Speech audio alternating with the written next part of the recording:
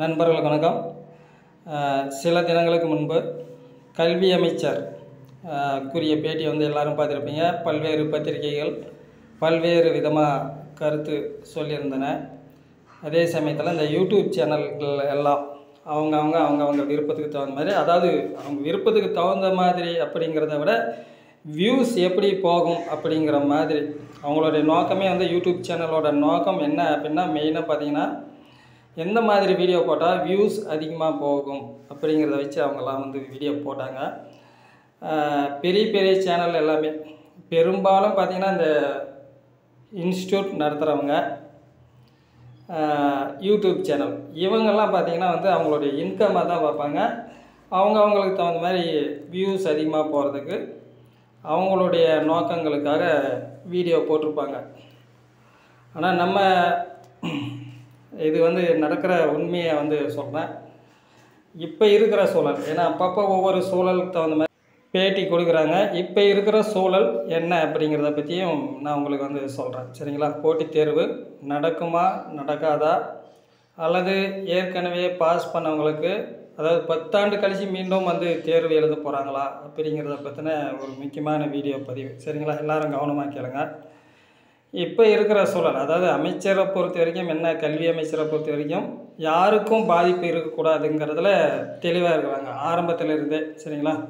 ஒரே அடியாக நான் 149 கேன்சல் அப்படின்னு சொல்லலை, அல்லது என்ன ஏற்கனவே பாஸ் பண்ணவங்களுக்கு அநியாயம் பண்ணுற மாதிரியும் அவர் பேசலை. சரிங்களா? யாருக்கும் பாதிப்பு இல்லாத வகையில் ஒரு முடிவு எடுக்கணும், அதுக்காக பொறுத்திருக்கிற மாதிரி தான் தெரியுது. சரிங்களா? இப்போ வரைக்கும் பார்த்தீங்கன்னா ஏற்கனவே பாஸ் பண்ணி 10 ஆண்டு ஆனவங்களுக்கும் சரி, புதிதாக இருக்கிறவங்களுக்கும் சரி, யாருக்கும் எந்த பாதிப்பும் வரக்கூடாது அப்படிங்கிறதுல இப்போ வர தெளிவாக அவர் இருக்கிறாரு. அது பாதிப்பை கொடுக்கக்கூடாதுங்கிறதுல ஒரு முடிவாக இருக்கிறாங்க. இதுதான் உண்மை. சரிங்களா? புதிதாக, அதாவது இப்போ வரைக்கும் 2022 வரைக்கும் தேர்வு எழுதி டெட்டில் தேர்ச்சி பெற்றவங்களுக்கு என்னென்னு பார்த்தீங்கன்னா, பெரும்பாலான பேர் பார்த்தீங்கன்னா டெட்டில், அதாவது லேட்டாக பாஸ் பண்ணவங்க எல்லாமே தேர்வை எதிர்பார்க்குறாங்க. இதுதான் உண்மை. அதாவது ஒரு வீடியோ போடுறாங்க அப்படின்னா போட்டித் தேர்வு வேணும்னு சொல்லி அவங்களுக்கு ஆதரவாக போடுறாங்க அப்படின்னு பார்த்தீங்கன்னா, யார் ஆடியன்ஸ் அதாவது சேனலை பார்க்குறவங்க, அந்த தேர்வர்கள் யார் அதிகமாக இருப்பாங்கன்னு பார்த்தீங்கன்னா, போட்டித் தேர்வு வேணும்னு சொல்லி கேட்குறவங்க தான் அதிக அளவில் இருக்கிறாங்க. ஆக அதை நோக்கி தான் வேணும்னு சொல்லிட்டு அவங்களாம் பார்க்கணும், அதிகபட்ச பேர் அப்படின்னு அவங்களாம் நம்மளுடைய சேனலை பார்க்கணும், அதனால் வருமானம் வரணும், அவங்க தான் அதிகமாக இருக்கிறாங்க தேர்வை எதிர்பார்க்குறவங்க. அதாவது லேட்டாக பாஸ் பண்ணவங்க தான் அதிக பேர் இருக்கிறாங்க. 17, 18, 19, 22 இதெல்லாம் பார்த்திங்கன்னா இவங்க தான் அதிகமாக இருக்கிறாங்க. தேர்வு வேணான்னு சொல்கிறவங்க அந்த 2013 அந்த ஆண்டில் தேர்ச்சி பெற்றவங்க தான் தேர்வு வேணாம் அப்படின்னு சொல்கிறாங்க. ஏன்னா அவங்க இப்போ 10 ஆண்டு முடிய போகுது, 11 ஸ்டார்ட் ஆக போகுது. இப்போ எழுதுனவங்க தேர்வு வேணும்னு தான் சொல்ல போகிறாங்க, வேணான்னு சொல்ல மாட்டாங்க. தேர்வு வேணுன்றவங்க அதிகம், லேட்டாக பாஸ் பண்ணவங்க தான் அதிகம். ஆக பெரும்பான்மைக்கு தான் யூடியூப் சேனல்கள்லாம் பார்த்திங்கன்னா முக்கியத்துவம் கொடுக்குறாங்க, இன்ஸ்டியூட்டுங்கள்லாம் முக்கியத்துவம் கொடுக்குறாங்க. ஏன்னா அவங்களுக்கு வருமானம் வரணும், யூடியூப்லேயும் வருமானம் வரணும், கோச்சிங் சென்டருக்கும் வருமானம் வரணும். அந்த நோக்கத்தில் அவங்க தேர்வு வேணும் அப்படின்னு சொல்கிறாங்க. 10 ஆண்டுகளுக்கு எந்த ஒரு, அதாவது ஒரு நியமனம் மேற்கொள்கிறாங்க, ஒரு போஸ்டிங் போடுறாங்க அப்படின்னா அந்த எக்ஸாம் வச்சு அந்த ஆண்டிலே முடிச்சிடணும். இப்படி தான் உலகத்திலே இப்படி தான் நடக்குது. 10 வருஷத்துக்கு முன்னே ஒரு தேர்வு வச்சுட்டு 10 ஆண்டு கழித்து ஒரு பணி நியமனத்துக்கு இன்னொரு தேர்வுங்கிறது உலகத்திலே கிடையாது. இதை யாரும் நியாயப்படுத்தி பேசவும் முடியாது. போட்டித் தேர்வு வைத்திருக்கணும். எப்போ வச்சுருக்கணும்?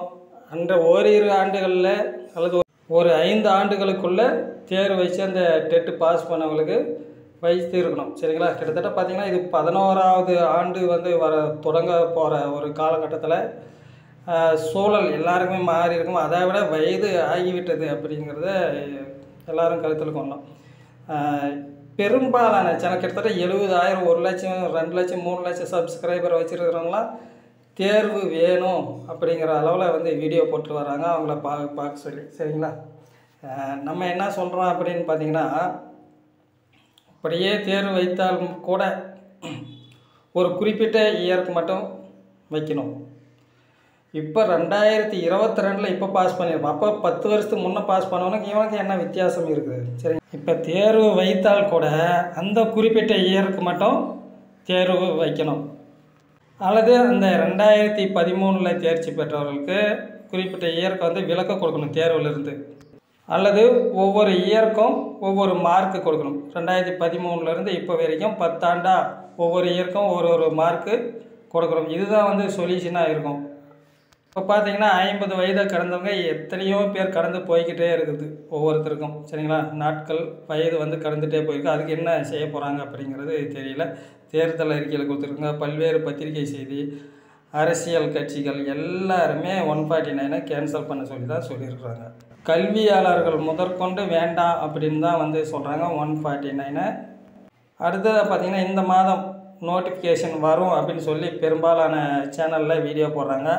நோட்டிஃபிகேஷன் இந்த மாதம் வர்றதுக்கான வாய்ப்பு மிக குறைவு. அமைச்சர் ஒன்று சொன்னார், அதாவது எப்போ தேவையோ அப்போ தான் அந்த 149 கேன்சல் பண்ணுறோமா இல்லையா அப்படிங்கிறது முடிவு வந்து தெரிய போகிற அப்படின்னு வந்து சொல்லியிருந்தார். அது எப்போ தேவையோ. சரிங்களா, அதே போல் பார்த்திங்கன்னா டெம்பரரி டீச்சர்ஸ் வந்து கண்டினியூ பண்ணுறதா தெரியுது.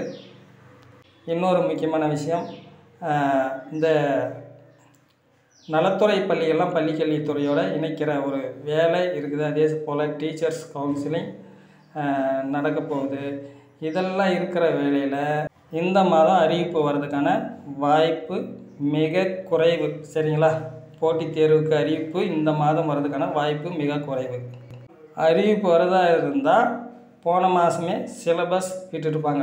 அதாவது உறுதியாக சொல்ல போனால் எக்ஸாம் நடத்துகிறதா இருந்தால் அதிரடியாக அவங்க எப்போவே சிலபஸை வந்து விட்டுட்டுப்பாங்க. சரிங்களா, இந்த போட்டித் தேர்வு வைக்கும்போது அதுலேயும் தமிழ் எலிஜிபிலிட்டி டெஸ்ட்டு இருக்குதா இல்லையா, இப்படி பல சிக்கல் இருக்குது. இது ஒரு சாதாரண அப்படியே எடுத்தோம் கவுத்தோன்ட்டு போகிற விஷயம் இல்லை. பல்வேறு வழக்குகள் வந்து இருக்குது. அதனால் இந்த மாதம் வருவதற்கான வாய்ப்பு மிக குறைவு அப்படிங்கிற விஷயத்தை வந்து சொல்லிக்கிறேன். சரிங்களா, போராட்டம், அதாவது நண்பர்கள் வந்து மீண்டும் வந்து போராட்டம் கண்டிப்பாக தொடருவாங்க. சரிங்களா, பாதிக்கப்பட்டவங்க தொடரத்தான் செய்வாங்க.